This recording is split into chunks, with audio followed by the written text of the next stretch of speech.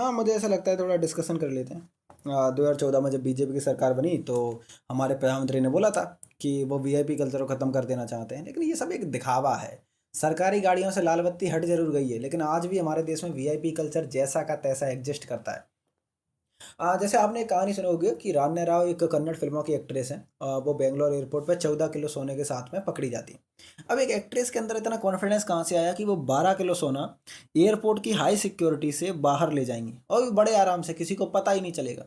क्यों? क्योंकि रान्या राव के जो पापा है ना, स्टेप फादर रामचंद्र राव, वो एक डीजीपी लेवल के आईपीएस अधिकारी हैं, प्लस वो कर्नाटका स्टेट पुलिस हाउसिंग जो इंफ्रास्ट्रक्चर डेवलपमेंट कॉरपोरेशन है उसके चेयरमैन भी हैं और मैनेजिंग डायरेक्टर भी हैं। ठीक है। तो रान्या राव जब भी एयरपोर्ट पे आती तो एक स्टेट प्रोटोकॉल पुलिस ऑफिसर आता, उन्हें एयरपोर्ट से पिकअप करता और सरकारी गाड़ी में बैठा के बाहर ले जाता। क्यों? क्योंकि आज भी हमारे देश में जो वीआईपी कल्चर है वो जैसा का तैसा एग्जिस्ट करता है। हमारे देश में एक रूल रेगुलेशन है कि राष्ट्रपति, प्रधानमंत्री, मुख्यमंत्री और जो मंत्री होते हैं, जो ब्यूरोक्रेट्स लेवल के अधिकारी होते हैं फॉरेन के और इंडिया के, उनका एयरपोर्ट पर सिक्योरिटी चेक नहीं होता है और उसी बात का इन्होंने फ़ायदा उठाया। अब आखिर ये बताइए कि ऐसा तो है नहीं कि ये जितने भी सारे लोग हैं, प्रधानमंत्री, राष्ट्रपति, ये नॉर्मल लाइन में खड़े होते हैं। इनके लिए अलग से एयरपोर्ट पे एक अलग से लॉबी होती है। तो ये आदमी जाते हैं, अब प्रधानमंत्री जाते हैं, अपना सिक्योरिटी चेक करवाते हैं और स्कैनिंग करने में कितना टाइम लगता है? 2 मिनट का टाइम लगता है, लेकिन 2 मिनट का भी टाइम वेस्ट नहीं हो जाए इसीलिए इन लोगों का सिक्योरिटी चेक ही नहीं होता है। इसे कहते हैं कि इंडिया में वीआईपी कल्चर, भले ही आपको बोलने में किसी ने बोल दिया हो कि अरे अब तो लाल बत्ती हट गई है, लेकिन वीआईपी कल्चर हमारे देश में जैसा का तैसा एग्जिस्ट करता है। ठीक है। अब मैं आपको एक और नई तरह की बात बताता है। हम इस डिस्कशन को पूरे प्योर फॉर्म में समझते हैं कि आखिर वीआईपी कल्चर हमारे देश में कहाँ कहाँ एग्जिस्ट करता है। वीआईपी कल्चर भारत की जड़ों में है। कोई भी ऐरा गैरा आता है और हमारे देश के लोगों को झुका देता है। इसकी शुरुआत होती है सम्राट अशोक से। जैसे अशोक ने अपने आप को देवप्रिय बोला, राजपूतों ने अपने आप को सूर्यवंशी बोला, चंदेलों ने अपने आप को चंद्रवंशी बोला, इंडिया में बहुत सारे राजाओं ने अपने आप को यदुवंशी बोला, मतलब यादवों का वंशज। कुल मिला के वो अपने आप को भगवान कृष्ण से जोड़ रहे थे। जैसे इजिप्शियन फेरोज जो होते थे वो अपने आप को रा का वंशज बोलते थे। रा मतलब सूरज, इजिप्शियन सिविलाइजेशन में। ठीक है। तो और 2024 में जब चुनाव हुआ तो हमारे प्रधानमंत्री ने बोला कि वो नॉन बायोलॉजिकल है, मतलब उनका जन्म नहीं हुआ, उनका अवतार हुआ है। तो हर लीडर, हर राजा अपने आप को एक भगवान से या फिर एक बड़ी ताकत से जोड़ने की कोशिश करता है। आखिर ऐसा होता क्यों है? क्यों? क्योंकि हर किसी को ये साबित करना है ना कि मैं बहुत बड़ा वीआईपी आदमी हूँ, मैं बहुत इंपॉर्टेंट हूँ। और इसीलिए जो आम जनता होती है वो पहले के राजाओं को भगवान का वंशज मानकर चुप रहती थी कि अरे यार ये तो भगवान का बंदा है, ये जो करेगा वो अच्छा ही करेगा। तो इस तरह से जो रूल होता था ना वो बड़े आराम से चलता रहता था। और यहाँ से शुरुआत होती है वीआईपी कल्चर की। ठीक है। हम्म, मैं आपसे एक सवाल पूछता हूँ कि आपके सामने दो आदमी बैठे हुए हैं। एक आदमी वो जिसने एक कहानी को आपको सुनाया है और एक आदमी वो जिसने उस कहानी को लिखा है।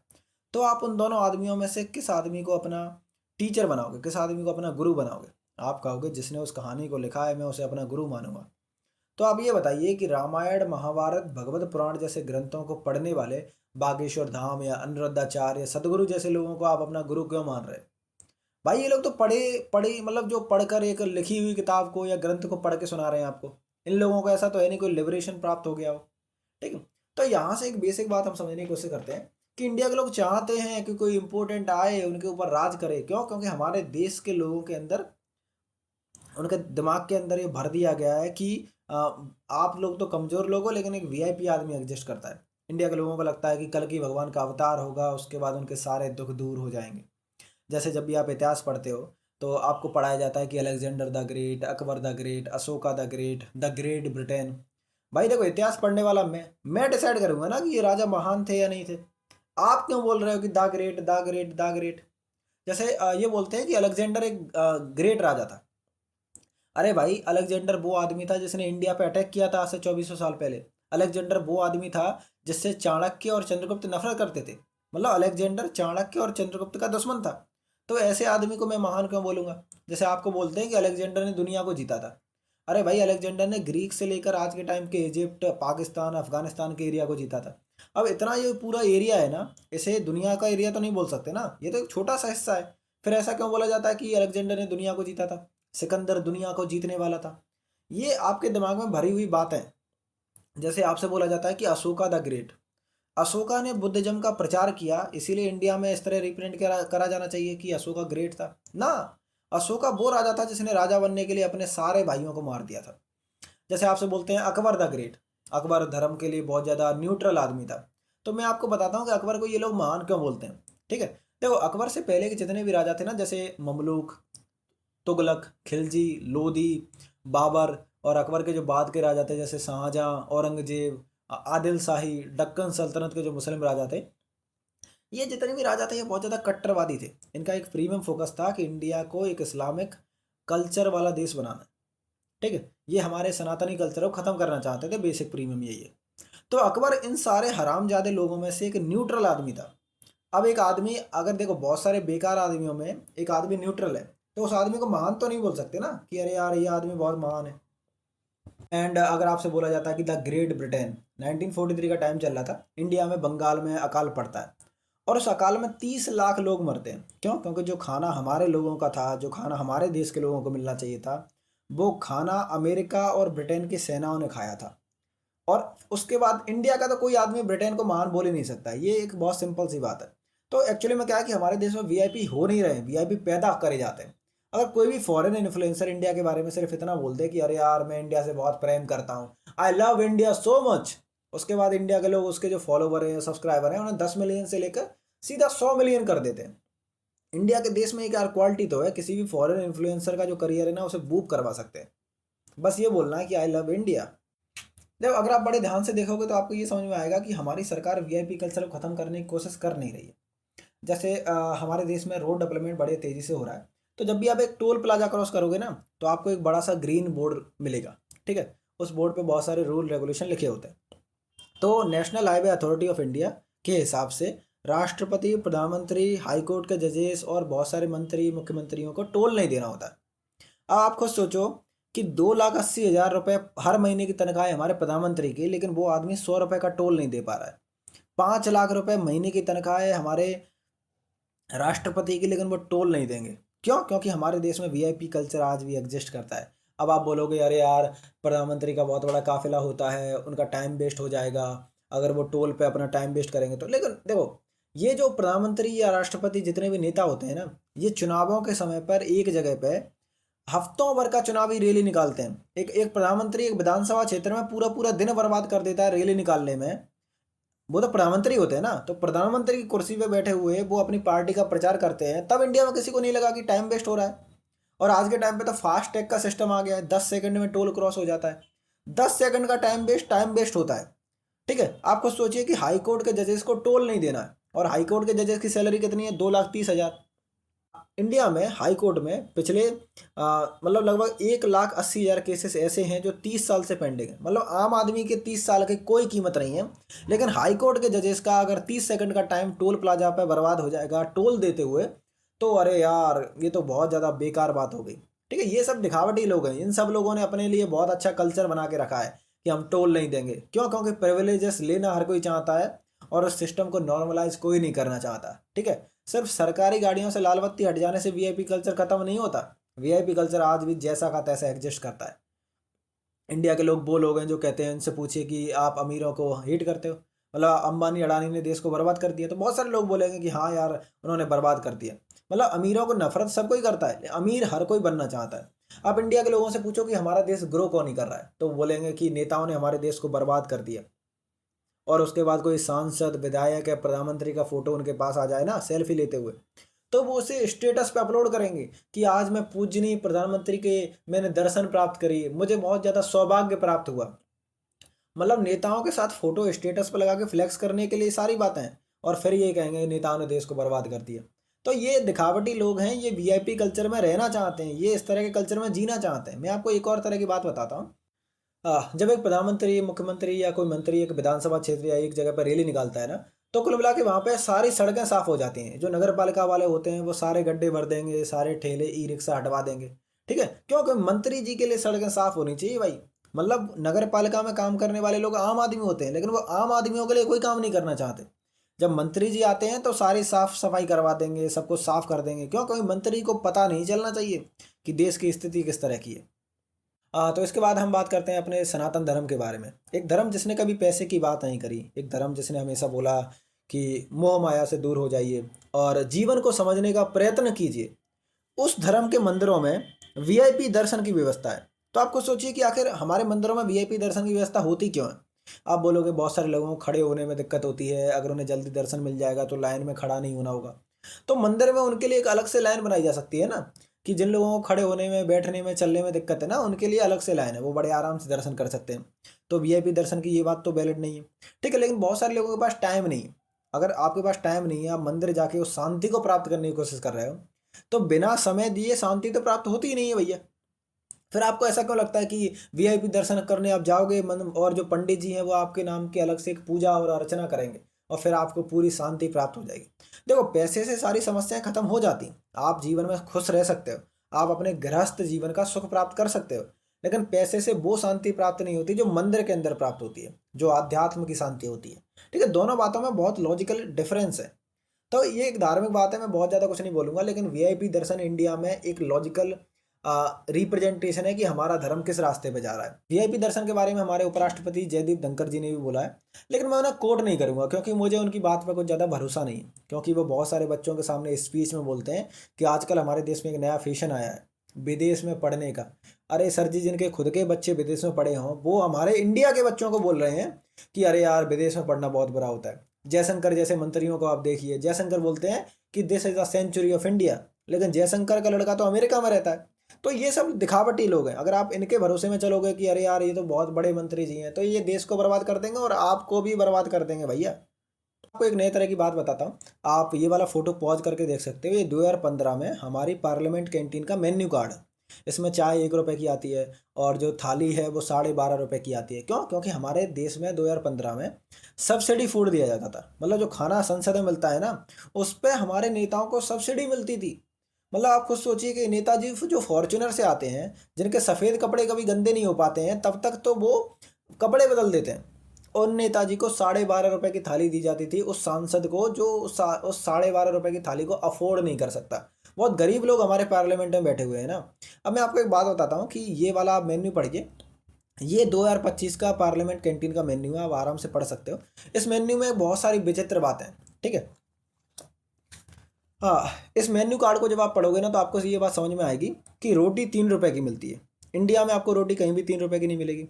दाल तड़का 20 रुपए का आपको इंडिया में कहीं नहीं मिलेगा। इडली आपको 20 रुपए की इंडिया में कहीं नहीं मिलेगी, 2 piece idli. Chicken fry, chicken cutlet, chicken curry, chicken biryani. और ये जो चिकन जो संसद में मिलता है ना, उसे आप नॉर्मल चिकन से कंपेयर मत करना। बहुत साफ़ सुथरा हाइजीनिक मिलता है। और जो चावल होते हैं वो भी प्योर बासमती चावल होते हैं।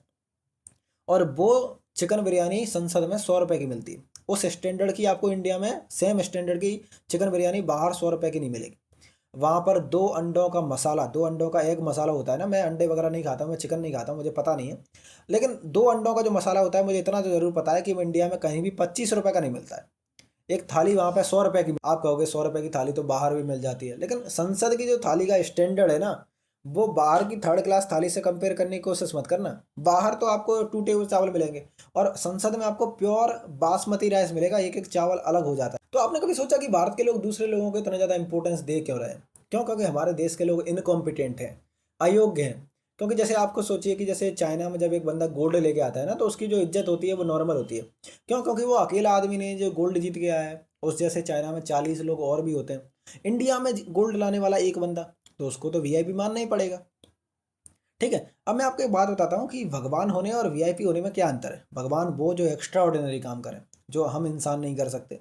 जैसे आपके सामने एक नदी बह रही है और मान लिया एक आदमी उस नदी के पूरे पानी को हवा में उठा देता है, तो वो तो भगवान हुआ ना, क्योंकि एक आम आदमी ये काम कर ही नहीं सकता है। जैसे जब सचिन ने क्रिकेट में 100 सेंचुरी लगाई थी, तो हमारे देश के लोगों ने सचिन को क्रिकेट का भगवान बोला था। मतलब इंडिया के लोगों को ऐसा लगा था कि 100 सेंचुरी लगाना एक आम आदमी की बस की बात नहीं है, ये तो कोई भगवान आदमी ही कर सकता है। लेकिन आज के टाइम पे जब लोग विराट कोहली को देखते हैं, तो वो कहते हैं कि ना यार, 100 सेंचुरी दूसरा आदमी बना सकता है। तो इंडिया के लोग आज के टाइम पे सचिन को एक महान खिलाड़ी बोलते हैं, और ऐसा नहीं बोलते हैं कि वो एक भगवान है। और उन्हें अब रियलाइज़ होता है कि उन्होंने थोड़ा ज़्यादा बोल दिया था कि सचिन एक भगवान है। तो इस बात से आप बेसिक समझ सकते हो कि वीआईपी आदमी वो होता है जो एक काम करता है जो नॉर्मल आदमी मतलब बहुत आराम से नहीं कर पाता। उसके लिए बहुत ज़्यादा हार्ड वर्क और पेशेंस चाहिए होता है, तब आप एक बहुत ताकतवर या सक्सेसफुल आदमी बनते हो। जैसे आज के समय पे मैं बहुत सारे लोगों को वीआईपी आदमी बोलता अगर वो जिंदा होते, जैसे Adi Shankaracharya, Karl Marx, Leonidas, Rajendra Chola, Subhash Chandra Bose, Mahatma Gandhi, Bhagat Singh, Raja Ravi Varma, Chanakya, मैं बहुत सारे लोगों को वीआईपी बोलता क्योंकि ये वो आदमी है जिन्होंने ऐसा काम किया जो बहुत ज़्यादा अच्छा था, बहुत ज़्यादा एक्स्ट्रा ऑर्डिनरी था, और उसकी वजह से आज हमारा देश ऐसा है। और वो दुनिया भर के देशों को इन लोगों ने इन्फ्लुएंस किया। जैसे पिकासो, पिकासो एक बहुत बड़े पेंटर थे। तो ये सब लोग वो हैं जिन्हें एक्चुअल में वीआईपी बोला जाना चाहिए। लेकिन आज के समय पर लोग पैसे और अपने पीआर टीम के दम पे अपने आप को वीआईपी बुलवा रहे हैं। जैसे आप अंबानी के लड़के को बड़े ध्यान से देखोगे तो उन्होंने अभी अपनी कंपनी में कोई बड़ा कंट्रीब्यूशन नहीं दिया, सिर्फ उन्होंने अपने पापा के पैसों पे शादी कर ली है, और वो चाहते हैं कि इंडिया के लोगों ने वीआईपी समझे। ठीक है, तो इसे कहते हैं वीआईपी कल्चर का होना। वीआईपी कल्चर वो कल्चर है जिसमें एक आदमी वीआईपी होता नहीं है, लेकिन वो अपने पब्लिक रिलेशन की दम पे और अपने पैसे की दम पे लोगों को ये मनवाने के लिए प्रेशराइज करता है, उनके दिमाग में छोटी छोटी बातें डालता है कि मैं बहुत वीआईपी आदमी हूँ, मैं बहुत वेरी इंपॉर्टेंट पर्सन हूँ। ठीक है, तो इस तरह के कल्चर को, जब एक आदमी वीआईपी नहीं होता है उसके बाद भी आप उसे वीआईपी मानते हो, उसे कहते हैं वीआईपी कल्चर। ठीक, हमारे कल्चर में क्या है, हर कोई वीआईपी है, और जब हर कोई वीआईपी होगा तो कोई वीआईपी ही नहीं होगा फिर।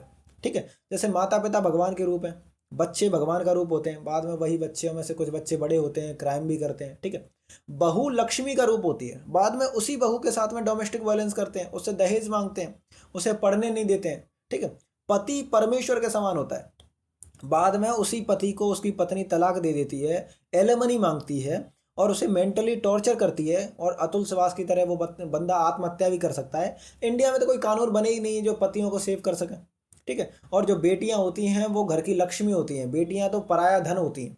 ठीक है, और बेटियां तो देवी का रूप होती हैं। उसके बाद भी हमारे देश में बेटियों की कितनी अच्छी सिचुएशन है, जन्म लेते ही उन्हें मार देते हैं, उन्हें पढ़ने नहीं देते हैं, और बहुत सारे रेस्ट्रिक्शन है, आपको ही पता है। ठीक है, और हमारे देश में बोलते हैं कि गाय हमारी माता है, बेजुबान जानवर तो पशुपतिनाथ के सबसे प्रिय होते हैं। और उन जानवरों की हमारे देश में क्या सिचुएशन है, ये बात आप बहुत अच्छी तरह जानते हो।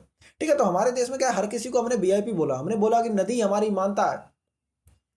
हमारे देश के लोगों ने बोला कि नदी हमारी माता है, मतलब हमने सबको वीआईपी बनाया, और नदियों की हमारे देश में स्थिति नाले के जैसी है। और यही लोग टट्टियां करते हैं नदियों में। यमुना और गंगा की क्या सिचुएशन है हमारे देश में, ये सबको पता है, बहुत अच्छी तरह पता है। ठीक है, हाँ, 2014 में जब बीजेपी सरकार बनी तो हमारे प्रधानमंत्री ने बोला कि वो वीआईपी सिस्टम को ख़त्म कर देना चाहते हैं। बाद में उन्हीं की सरकार ने कुंभ को आयोजित करवाया उत्तर प्रदेश में, और उन्होंने एक वीआईपी घाट बनवा दिया। मतलब नॉर्मल लोग लाइन में लगे हुए हैं, भगदड़ मच गई और वो मर रहे हैं, लेकिन वीआईपी आदमी घाट पे बड़े आराम से इंजॉय कर रहा है, नहा रहा है, और जीवन के बारे में सोच रहा है कि मेरे जीवन का क्या उद्देश्य है, और आम आदमी धक्के खा रहा है। ठीक है, और देखो आज से 2-3 हज़ार साल पहले हमारे देश में जब छुआछूत का सिस्टम बना था ना, तो हमारे लोगों ने कुछ बोला नहीं था, इसीलिए आज भी बहुत सारे लोगों को छुआछूत का सामना करना पड़ता है। आज हमारे देश में नॉर्मल बसेस वीआईपी कल्चर पैदा हो रहा है, और हमारे देश के लोग कुछ नहीं बोल रहे हैं। और ये जो नॉर्मल और वीआईपी वाला कल्चर है ना, ये ऑलरेडी एग्जिस्ट करता है। अगर आप आज कुछ नहीं बोलोगे ना, तो बाद में सोसाइटी दो हिस्सों में टूटेगी, नॉर्मल आदमी की लाइन और वीआईपी आदमी की लाइन। ठीक है, और उसके बाद आप कुछ नहीं कर पाओगे। यही कहूँगा कि हमारे देश में वीआईपी कल्चर एग्जिस्ट करता है क्योंकि हमारे देश के लोग इनकॉम्पिटेंट हैं, वो अयोग्य हैं, या फिर वो उतने लायक नहीं है। इसीलिए वो जब भी किसी आदमी को देखते हैं जो उनसे ज़्यादा स्मार्ट होता है, तो उन्हें लगता है कि अरे यार, ये तो बहुत इंपॉर्टेंट आदमी है, ये तो बहुत सक्सेसफुल आदमी है, और वो उसे वीआईपी मानने लगते हैं। उस क्राइटेरिया को कभी चेक नहीं करते।